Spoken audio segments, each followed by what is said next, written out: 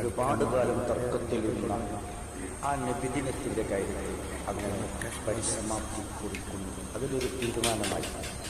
കാരണം ഈ നബിദിനം അങ്ങേയറ്റം അത്യാഘോഷപൂർവ്വം ആഘോഷിക്കുന്ന ഈ നബിദിന അനുകൂലികൾ ജന്മദിനത്തിനെ പറ്റി നമ്മുടെ കേരളക്കരയിലെ ഒരു വ്യക്തി ജന്മദിനം ആഘോഷിച്ചപ്പോൾ അതിനെപ്പറ്റി അവരുടെ പരാമർശം അത് യഹൂദ ക്രൈസ്തവരുടെ ആചാരമാണ്.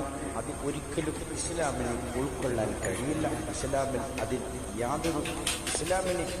യാതൊരു അസ്ലും ഇല്ല എന്നാണ് അവർ കൃത്യമായി ഖുർആനിന്റെയും ഹദീസിന്റെയും അടിസ്ഥാനത്തിൽ വ്യാഖ്യാനിച്ചത്. ഇതിന് ഈ നബി സല്ലല്ലാഹു അലൈഹി വസല്ലമയുടെ ജന്മദിനത്തിന് അനുകൂലിക്കുന്ന വ്യക്തികൾ, അനുകൂലിക്കുന്ന സംഘടനയിൽപ്പെട്ട പണ്ഡിതന്മാരാണ് ഇത് ചെയ്തത് എന്നാണ് വളരെയധികം പ്രശംസനീയമായ ഒരു കാര്യമാണത്. കാരണം ജന്മദിനം